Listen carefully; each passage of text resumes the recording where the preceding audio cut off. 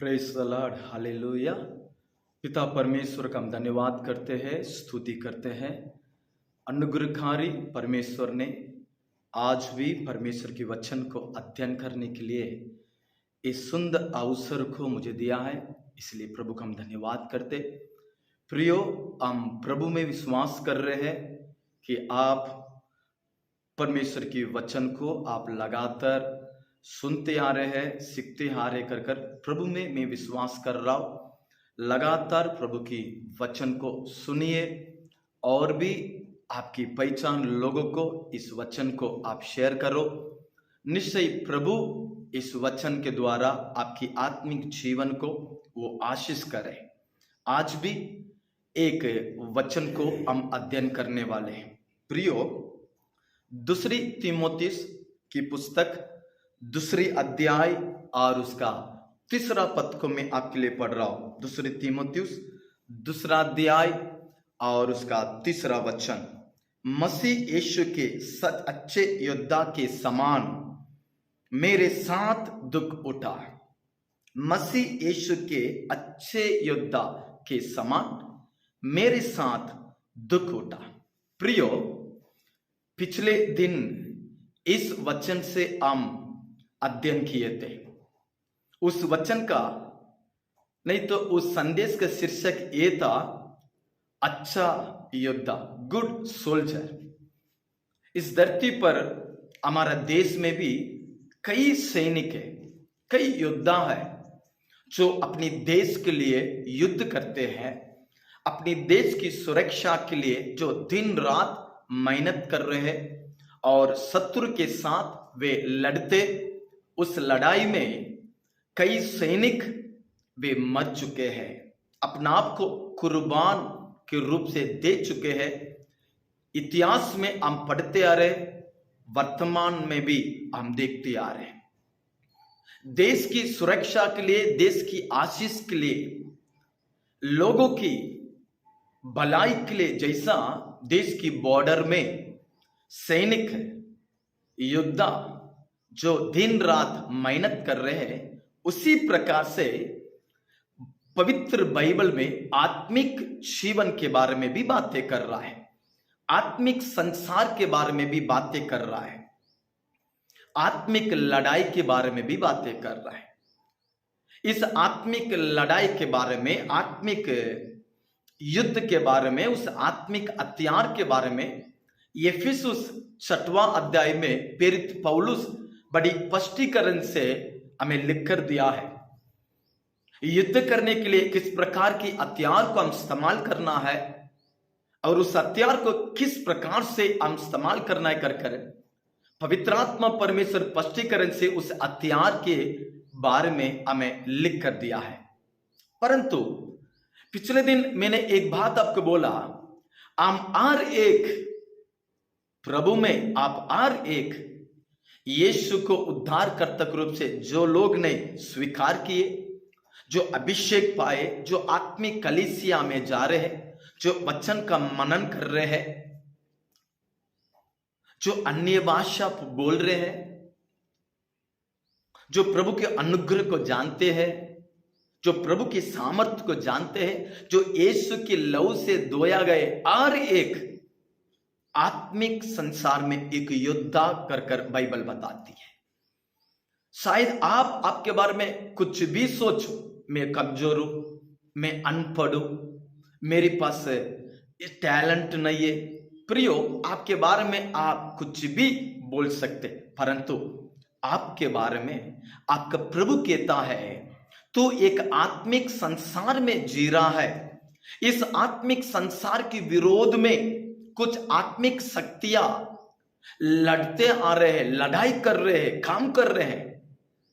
तो इस आत्मिक संसार में तो एक जयवंत की जीवन जीना ही, तो सेवकाई एक जयवंत के रूप से होना ही, तो लोग आजाद के साथ रहना ही, तो एक आत्मिक लड़ाई लड़ना जरूरी है। सिर्फ आशीषों में इस धरती पर रहना प्रभु की इच्छा नहीं, तुम एक आत्मिक योद्धा के रूप को धारण करना जरूरी है।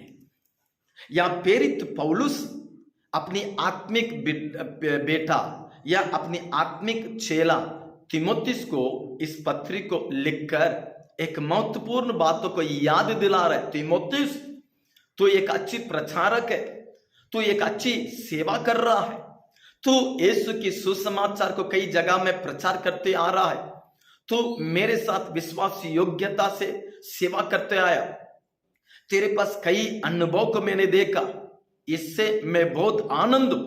लेकिन एक बात को याद में रख, तू एक आत्मिक योद्धा है, तू मसीह यीशु के लिए एक योद्धा के रूप से, एक सोल्जर के रूप से तो चुना गया। इस बात को कभी मत भूल। आज पवित्र आत्मा परमेश्वर हम हर एक से भी इसी बात को कहता है, प्रभु ने तुम्हें क्यों उद्धार किया, इस आत्मिक जीवन के लिए क्यों चुना, इस आत्मिक संसार में क्यों आपको रखा, ताकि आप एक आत्मिक लड़ाई को लड़कर प्रभु के राज्य के लिए कुछ उपयोग का कारण बने। प्रियो, इस विषय का हम ध्यान करते हुए पिछले दिन मैंने बोला, एक अच्छा योद्धा का पहला क्वालिटी या पहला गुण उस युद्ध की जगह के बारे में जानकारी होना जरूरी है।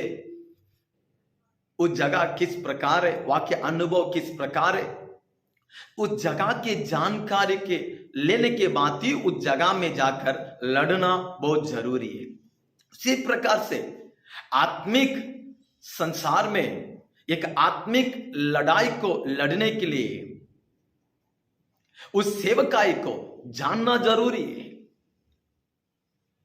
उस युद्ध के मैदान को, सेवकाई को जानना जरूरी है। सेवकाई एक खिलौना नहीं, सेवकाई मेरे मर्जी से किया जाने वाली काम नहीं, सेवकाई एक सरकारी काम नहीं, सेवकाई स्वर्ग से हर एक को दिया जा रहा है। सेवकाई एक आत्मिक लड़ाई है। उस सेवकाई को प्रभु की आत्मा में प्राप्त कर प्रभु की इच्छा के अनुसार उस सेवकाई की जानकारी को पवित्र बाइबल में जानकर, पवित्र लोगों की जीवन पर जानकर, यीशु के जीवन से सेवकाई को जानकारी पाकर, पवित्र आत्मा के द्वारा उस सेवकाई में हम कदम रखने से एक सफल सेवकाई को हमारा जीवन में हम कर प्रभु को नाम को महिमा कर सकते करके हमने आपके बोले। साथ ही साथ आज और एक अनुभव को हम अध्ययन करने वाले हैं। अच्छी योद्धा के पास दूसरा एक अनुभव, दूसरा एक क्वालिटी क्या है? युद्ध के मैदान का जानकारी के साथ साथ उस युद्ध की मैदान में काम करने वाला शत्रु के बारे में भी जानकारी होना जरूरी है। आज हमारा अध्ययन शत्रु के बारे में जानकारी होना जरूरी है। इस संसार में कई शत्रु है। इस संसार में जीवन को बिगड़ने वाली कई अनुभव को हम देख रहे हैं। एक वस्तु एक व्यक्ति के जीवन को बिगड़ रहा है, संगति एक व्यक्ति के जीवन को बिगड़ रहा है, कुछ आदत, कुछ व्यक्ति, कुछ स्वभाव जो आज मानव के जीवन को बिगड़ते आ रहा है, बिगड़ाते आ रहा है। धन के द्वारा जीवन बिगड़ जा रहा है, पाप के द्वारा जीवन बिगड़ जा रहा है। आज शत्रु मानव के जीवन को नाश करने के लिए कई एंगल में वो काम करते आ रहा है। जब तक उसका स्वभाव, उसकी क्रिया को हम नहीं पहचानेंगे तो आप उसके साथ ठीक से लड़कर उसे हरा नहीं सकते हैं। प्रियो, जैसा संसार की जानकारी हमारे पास है, मनुष्य के बारे में, संसार के बारे में, टेक्नोलॉजी के बारे में, रिश्ता के बारे में, परिवार के बारे में, पढ़ाई के बारे में, जैसा कुछ जानकारी हम प्राप्त कर जैसे इस संसार में हम आगे बढ़ रहे, वैसा ही प्रभु की इच्छा को पूरा करने, प्रभु के राज्य के लिए आत्मा को जीतने, शैतान के राज्य को कमजोर कर कर उस राज्य में बंदे में रहने वाले लोगों को आजाद कर कर कलीसिया में प्रेम के राज्य में हम ले आना ही तो उस शत्रु के साथ हम लड़ना जरूरी है। उससे लड़ने के पहला उसके बारे में, उसके हथियार के बारे में जानना जरूरी है। प्रियो, परमेश्वर के बारे में एक स्पष्टीकरण की जानकारी हमारे जीवन में मरने तक हमारे साथ होना जरूरी है। दूसरा, हमारे बारे में भी जानकारी होना जरूरी है। एक समय में पापी हूं, परंतु आज प्रभु ने अपने लहू से धोकर मुझे पवित्र, धर्मी, आत्मिक एक सेवक, अपने संतान के रूप से मुझे प्रभु ने बनाकर रखा है। तो आज मेरा आत्मिक जीवन के बारे में, मैं कौन हूं, प्रभु ने मुझे कैसे बनाया,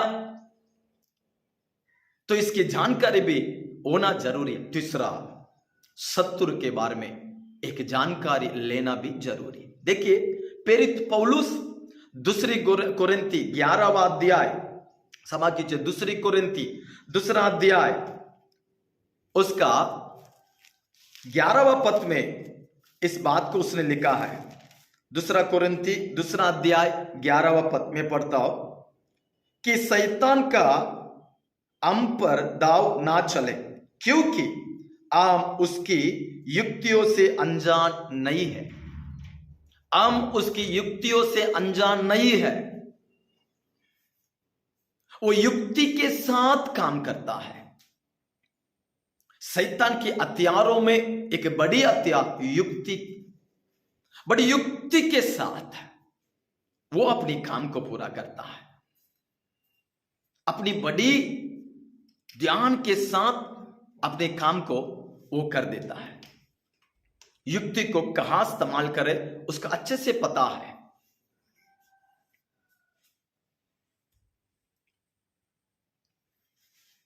अच्छे से उसको पता है। इसलिए यहां पौलुस एक महान सेवक, एक प्रेरित, जो आत्मिकता के बारे में इतना कुछ जो कलीसिया को उसने प्रकट किया, वो लिख रहा है, शैतान की युक्ति से हम अनजान नहीं है। हम उसके युक्ति को जानने से, उसके साथ आसान से लड़कर, उसे हराकर प्रभु की इच्छा को हम पूरा कर सकते हैं। हालेलुया। प्रियो, इसके बारे में प्रेरित पत्रस भी इस बात को लिख रहा है। मैं एक बार आपके लिए पढ़ रहा हूं। पहला पत्रस 5वां अध्याय उसका 8वां पद में आपके लिए पढ़ रहा हूं। पहला पत्रस 5वां अध्याय उसका 8वां पद।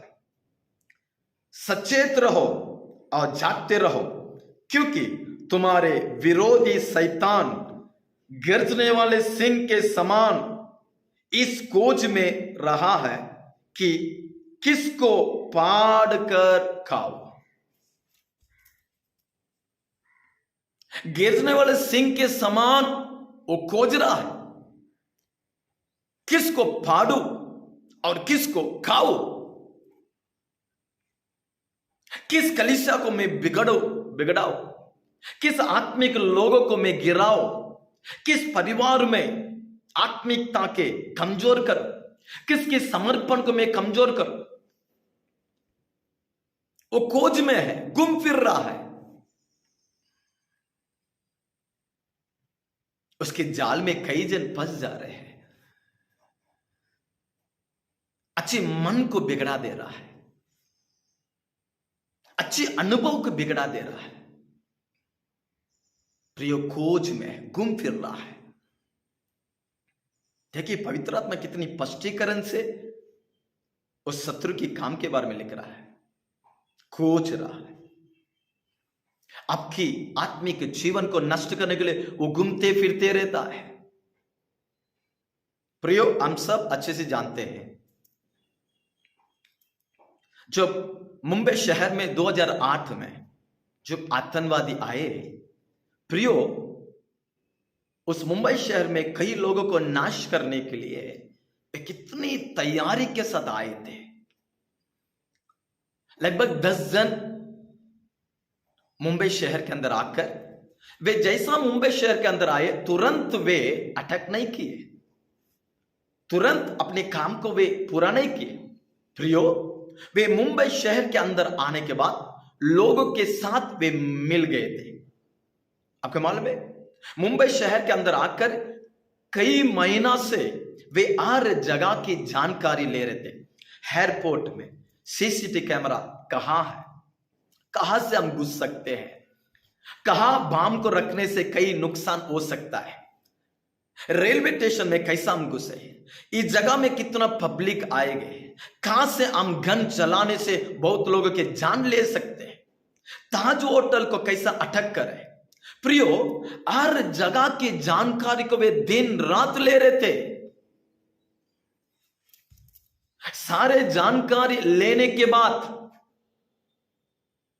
उस जानकारी के अनुसार अपना आप को वे तैयार किए, अपनी वस्तु को तैयार किए, अपने हथियार को तैयार किए और वे अटक करने जब शुरू करने से कई हजारों लोगों की मौत को हम देख पाए। प्रियो, एक शत्रु लोगों को नष्ट करने के लिए, लोगों के जीवन को लेने के लिए वो इतना जानकारी ले रहा है, इतना तैयार हो रहा है। अगर एक लोगों की प्राण लेने के लिए वो इतना जानकारी ले रहा है तो अंधकार में, श्राप में, पाप में फंसे हुए जवान के जीवन को बचाने के लिए हम कितना जानकारी होना जरूरी है। आज इस आत्मिक ज्ञान ना होने के कारण आत्मिकता में कमजोर हो जा रहे हैं। आत्मिक ज्ञान होना जरूरी है। पवित्र आत्मा का मदद से, वचन की सहायता से शत्रु की युक्ति को समझना जरूरी है, क्योंकि वो घूम फिरते बैठा है, घूम फिरते बैठा है। नाश करने के लिए वो इतना जानकारी उसके पास है, तो आत्मा को जीतने हम कितना जानकारी होना जरूरी है। हालेलुया। इसलिए एक योद्धा उस युद्ध के मैदान में काम करने वाला, निवास करने वाला शत्रु के बारे में जानकारी होना जरूरी है, उसकी हथियार के बारे में जानकारी होना जरूरी है, उसका रूट मैप को समझना जरूरी है, ताकि उससे बेहतर मैं अपने हथियार को मैं तैयार कर उसे युद्ध में गिराकर प्रभु की महिमा को मैं पूरा करने वाले बना। जब प्रभु की सेवक जो धर्मी अय्यूब जब प्रभु की उपस्थिति में था, वहां शैतान आने लगा। तब प्रभु पूछ रहा है, तो कहां से आ रहा है? वो क्या बोलता, मैं पूरे संसार को घूम फिर कर यहां आ रहा हूं। उसके काम ही वही है, किसको फाड़ू, किसको खाओ, किस दर्शन को, किस सेवकाई को, किस सेवक को पाप में गिराओ। जो प्रभु के लिए जलन है, जो प्रभु के लिए समर्पित है, जो प्रभु की वचन के लिए जो खड़ा है, जो प्रभु के लिए सब कुछ खोने के लिए जो आगे बढ़ रहा है, उसे फाड़ कर, उसे खाकर, उसे गिराने के लिए बाइबल में शत्रु के बारे में लिखा है, दिन रात घूम फिर रहा है, गरजने वाले सिंह के समान किसके पार। जब वचन हमारे सामने इतनी स्पष्टीकरण से है, तो इस वचन के अनुसार जब हम कदम उठाएंगे, निश्चय शत्रु कमजोर हो जाएगा, निश्चय शत्रु कमजोर हो जाएगा। प्रियो, यीशु की स्टेटमेंट यहां पतरस ने उस शत्रु के बारे में यहां एक स्टेटमेंट दिया है। वो गरजने वाले सिंह के समान फाड़ने, खाने, घूम फिर रहा है, तो उसके मुताबिक तुम तैयार हो जाओ। तो यीशु भी इस शत्रु के बारे में एक स्टेटमेंट दे रहा है।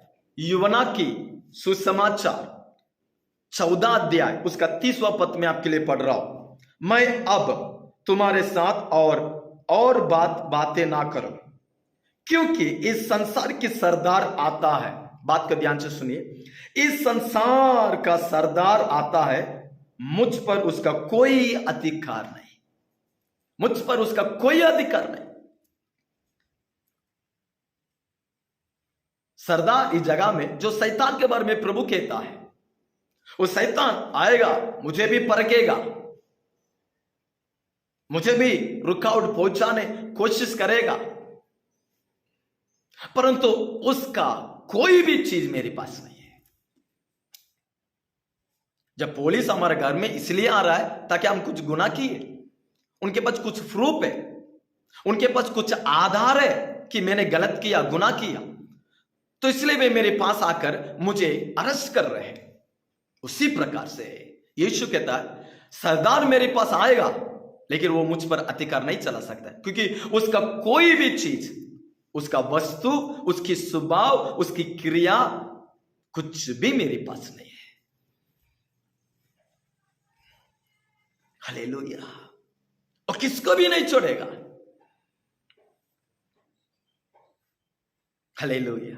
परंतु हम प्रभु की आत्मा पाए हुए लोग हैं, उसकी वस्तु नहीं प्रियो, हमारे पास यीशु के लहू, यीशु का वचन, यीशु का नाम, यीशु का अभिषेक है, पवित्र आत्मा का उस अधिकार, उस पवित्रता, उस धार्मिकता, उस आत्मिकता, उस समर्पण यदि हमारे पास है, वो देखकर हम पर अधिकार नहीं चला सकता है,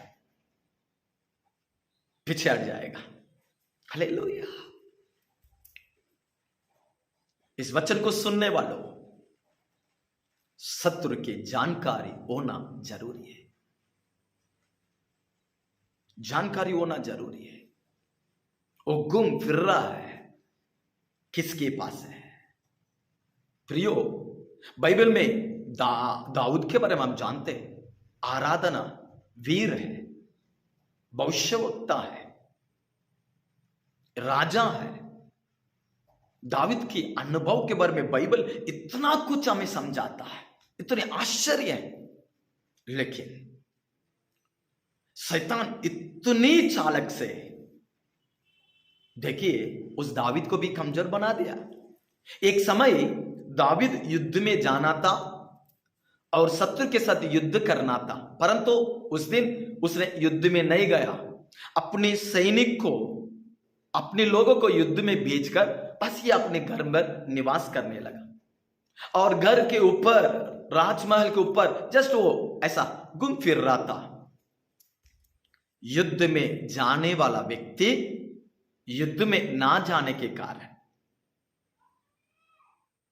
जब भवन के ऊपर ऐसा घूम फिरने से उसकी दृष्टि एक स्त्री के ऊपर जाने लगा,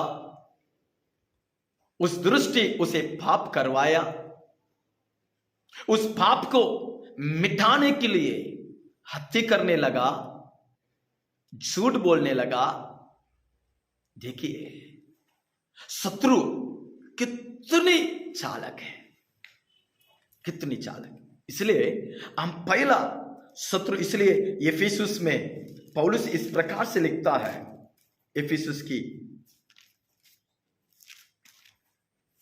6वां अध्याय उसका 11वां पद को मैं आपके लिए पढ़ रहा हूं। परमेश्वर के सारे हथियार बांध लो कि तुम शैतान की युक्तियों के सामने खड़ा रह सके। प्रियो, आत्मिक लड़ाई के लिए प्रभु यहां लिख रहा है, तुम सारा आत्मिक हथियार को, प्रभु के हथियार को तुम पहनकर पहला किसके सामने खड़ा होना है? किसको सामना करने के लिए खड़ा होना है? शैतान की युक्तियों का।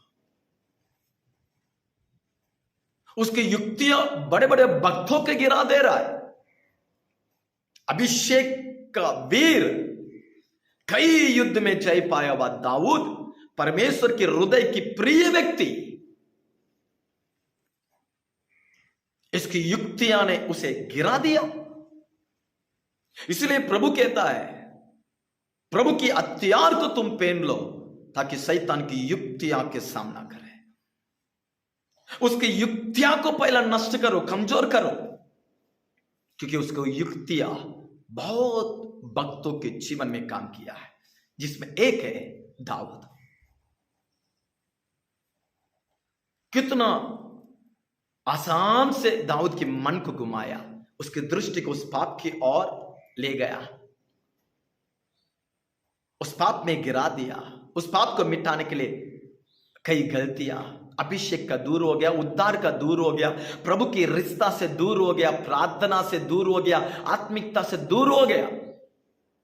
जब भविष्यवक्ता जाकर उससे समझाता है, प्रभु की उपस्थिति में मुंह बल गिरकर, रोकर, प्रार्थना कर कर, पछताकर प्रभु के साथ वापस स्थिर हो रहा है। लेकिन देखिए शैतान की युक्तियां कितनी आसान से भक्ति के जीवन में काम कर रहा है।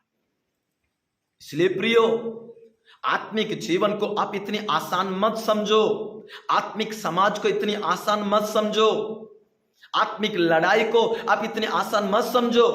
जो मेरे पास अनुभव है, जो मेरे पास जानकारी है, जो मेरे पास प्रार्थना है, इससे मैं सब कुछ कर लूंगा, कर कर बस इस भरोसा पर आगे मत करो, मत जाओ।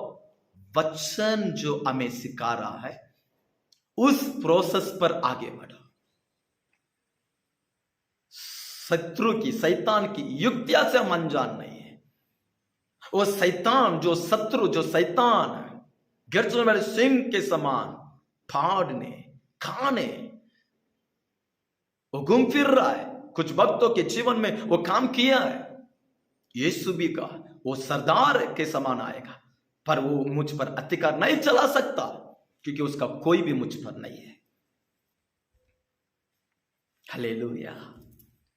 शैतान जानता है कि अपनी समय कम है, इसके लिए बड़ी तेज के साथ काम कर रहा है करके प्रकाश में भी लिखा है। इस वचन को सुनने वालों, आज आत्मिक ज्ञान ना होने के कारण विश्वासी के जीवन, जवानों के जीवन, सेवकों के जीवन को हम कमजोर में देख रहे हैं।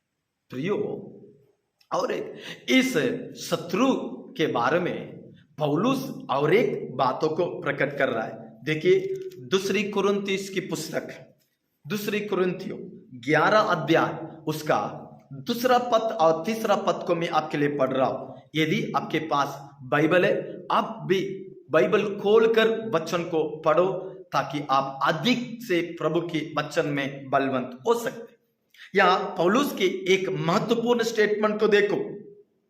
दूसरी कुरिन्थियों 11 दूसरा पद, क्योंकि मैं तुम्हारे विषय में ईश्वरीय धुन लगाया रहता हूं, क्योंकि मैंने एक ही पुरुष से तुम्हारी बात लगाई है। एक ही पुरुष अर्थात यीशु से तुम्हारी बात लगाई है कि तुम्हें पवित्र कुंवारी के समान मसीह को सौंप दो। प्रियो कलीसिया, यीशु के लिए पवित्र कुंवारी, पवित्र दुल्हन, महिमा भरा कलीसिया। आज पवित्र आत्मा हमें कलीसिया में रखकर सेवकों के द्वारा, अभिषेक के द्वारा, वचन के द्वारा हमें एक पवित्र कुंवारी के रूप से, पवित्र दुल्हन के रूप से यीशु के लिए हमें तैयार करते आ रहा है। इस तैयारी को आज शत्रु रोक रहा है, इस अनुभव को रोक रहा है। इसलिए तो शत्रु से हम लड़ना जरूरी है। देखिए यह पौलुस प्रियो, एक आत्मिक सेवक की चाहत दुख यही होता है। एक सेवक कितना बड़ा धनवान क्यों ना, बड़ा कलीसिया बनाए, बड़ी बड़ी जगह में इस्तेमाल हो जाए, वो फेमस व्यक्ति हो जाए, परंतु उसके मन की इच्छा एक ही होता है, जो बच्चों को प्रभु ने मेरे पास सौंपा, जो लोगों को प्रभु ने मेरे पास सौंपा, उन्हें पवित्र कुंवारी के रूप से तैयार करो। और विश्वासी पवित्र कुंवारी के रूप से तैयार होने के लिए वो दिन रात मेहनत करते हैं, सोचते हैं, उपवास करते हैं, अध्ययन करते हैं, प्रार्थना करते हैं, भागदौड़ करते हैं। एक सच्चा सेवक के बारे में मैं बातें कर रहा हूं, जो यहां पौलुस अपनी कुरिन्थियों कलीसिया के बारे में जो सोच रहा है, पवित्र कुंवारी के रूप से। यीशु के लिए वो सौंप रहा है। इस बात को बोलकर अभी तीसरे वचन को देखिए प्रियो, पौलुस एक ऐसी सेवक है, ऐसी प्रेरित है, उद्धार पाने के बाद इस संसार में कोई भी बातों से ना डरने वाला, मृत्यु से नहीं डरने वाला, मनुष्य से नहीं डरने वाला, उपद्रव क्लेश से नहीं डरने वाला, अतिकार से नहीं डरने वाला, शत्रु से नहीं डरने वाला, इस संसार के कोई भी बातों से नहीं डरने वाला, जीना मसीह मरना मेरे लिए लाभ कर कर जो इस समर्पित, इस सामर्थ्य, इस आत्मिक सेवक इस जगह में इस तीसरी वचन में एक बात को कहता है, परंतु मैं डरता हूं। परंतु मैं डरता हूं। क्या बातों के लिए इस जगह में पौलुस डर रहा है? देखिए, परंतु मैं डरता हूं कि जैसे सांप ने अपनी चतुराई से हवा को बहकाया, वैसा ही तुम्हारे मन उस सच्चाई और पवित्रता से जो मसीह के साथ होनी चाहिए कहीं भ्रष्ट ना किया जाए। पौलुस का डर इस जगह में लिखा गया, मृत्यु से नहीं, उपद्रव से नहीं, क्लेश से नहीं, कंगाल से नहीं, मनुष्य से नहीं, अतिकार से नहीं। पौलुस की डर क्या मालूम है? शत्रु शैतान ने जैसा हवा को, मन को बहकाया। इस हवा कौन है? इस आदम कौन है? प्रभु के स्वरूप, प्रभु की समानता में बनाए गए लोग हैं। महिमा को वे पाए थे, प्रभु के साथ चले, प्रभु के साथ बातें की। क्या महिमा भरा अनुभव था उनका एदेन में। परंतु शत्रु ने बड़ी चतुराई से उस एदेन बगीचा में आकर हवा से बात करने लगा, अपनी बातों में हवा को गिरा दी। इतनी चतुराई से, इतने चालक से बातें कर कर महिमा में निवास किए हुए उन लोगों को उसने पाप में गिरा दी, पाप करवा दी। इस बातों को पौलुस जानकर कहता है, मैं इस कलीसिया को, इस लोगों को पवित्र कुंवारी के रूप से तैयार कर रहा हूं, लेकिन एक डर मुझ में है कि शत्रु अपनी चतुराई से जैसा हवा को जीवन को नष्ट की, क्या इन कलीसिया के लोगों के जीवन को भी पवित्रता से, सच्चाई से, मसीह के साथ उनके जीवन को क्या बिगड़ा देगा? एक प्रेरित प्रियो, इस धरती पर कोई बातों के लिए नहीं डरने वाला, प्रभु के लिए मरने के लिए हमेशा तैयार में रहने वाला, अब मैं नहीं, मुझ में मसीह कर कर बड़ी हिम्मत के साथ गवा देने वाला, अपनी कलीसिया के विषय में एक डर है। आज हर एक आत्मिक सेवक को इस डर है, अपनी कलीसिया गिर नहीं जाए, अपने आत्मिक लोग, विश्वासी लोग कमजोर नहीं हो जाए। क्यों मालूम है? एक आत्मिक लड़ाई दिन रात होते आ रहा है। इसलिए यहां पौलुस तीमुथियुस से कहता है, तीमुथियुस, शत्रु तेरे सेवकाई को बिगड़ाने, तेरे विश्वासियों को बिगड़ाने वो दिन रात घूम फिर रहा है, शत्रुराई के साथ काम कर रहा है। इसलिए उस शत्रु के जानकारी को हर दिन तू प्रार्थना में प्राप्त कर, पवित्र आत्मा तुझे वो ज्ञान देगा, उस शत्रु की हर चालक तू समझ पाएगा। समझने के बाद जब तू लड़ने शुरू करेगा, उस शत्रु कमजोर होएगा। प्रियो, शत्रु की जानकारी हमारे पास आने के बाद, उसके बाद जब हम तैयार कर कर जब हम आगे बढ़ेंगे, निश्चय शत्रु हारेगा, उसकी हथियार हारेगा।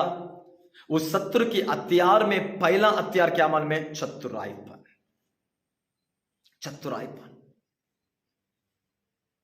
अपनी बातों में इतनी मीठे मीठे बात बोलेगा जिससे महिमा को खोने के अपाय है, आत्मिकता में कमजोर होने की अपाय है। इसलिए पौलुस जवान सेवक तीमोथियुस को लिख रहा है, तू मसीह यीशु के लिए अच्छी योद्धा है। अच्छी योद्धा, पहला उस युद्ध की जगह को जानकारी, सेवकाई की जानकारी को पाओ। दूसरा, उस युद्ध के मैदान में रहने वाला शत्रु का जानकारी ले, ताकि तू और भी तैयार कर सकता है, और भी तू हथियार को तू इकट्ठा कर सकता है।